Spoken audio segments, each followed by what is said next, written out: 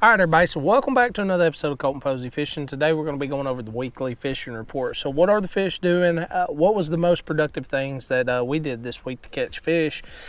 And just a whole general idea. So if you like this kind of content, make sure to like the video. It helps me out a ton. Subscribe. I got you covered when it comes to anything bass fishing. Comment down below if you ever have any questions. Stay tuned. This is something you don't want to miss. All right, so most importantly, where are the fish? What are they doing? We're finding them in the typical pre-spawn areas, your secondary points. Now, today has been very, very productive as far as just the mouths of the creeks, the very, very mouth. We are finding some fish at the very, very backs of certain creeks, but it's not as productive around the lake. It's typically just kind of hit or miss depending on the creek.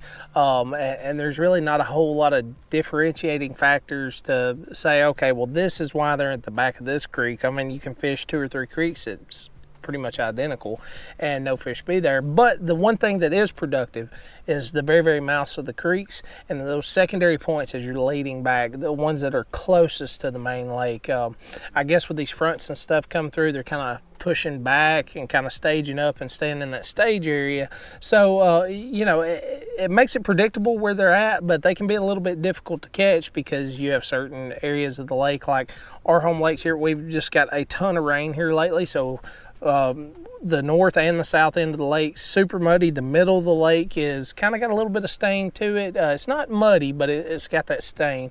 But they are very, very active. Water temps are reaching anywhere between 60 and 64 degrees, so that's great. We're able to move our baits a little bit faster, and the baits that were most productive this week is that Booyah one knocker. This is just a rattle trapper hard knocker. I'm not exactly sure what Booyah calls it, but this is just the 1/4 ounce, and I like throwing that 1/4 ounce. It's a smaller profile. You seem to just catch a lot more fish off of it than you do the 1/2 ounce or the 3/8 ounce. So, you know, I typically stick to that 1/4 ounce as long as the wind will let me. That's one of the challenges about today. They really, really wanted the 1/4 ounce, but the wind was blowing 25 miles an hour, so, you know, it makes it extremely difficult to cast. But some of the areas that we're fishing, it's not as windy, so, you know, you can make those casts or casts in between, you know, the wind breaks. The other one back of the boat Brad was using back there and smoking some big old spots. This is just the Booyah Pond Magics. Super small spinner bait, just that red, I guess, but, you know, just with the extremely muddy water, that was definitely a huge factor as far as catching bigger fish. So, you know, the rattle traps, the spinner bait's great. Most of the fish that we're finding that are extremely active are the ones that's closer to the bank. The ones that are pushed out a little bit further are more difficult to catch.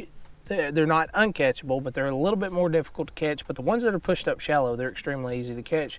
And, you know, it's a lot of fun spring fishing. But, you know, either way, guys, if you like the video, make sure to hit that like button. It helps me out a whole lot. Subscribe. Got you covered when it comes to anything bass fishing. Comment down below if you have any questions or you just want to talk fishing. I love hearing from you guys. I'll see you next time.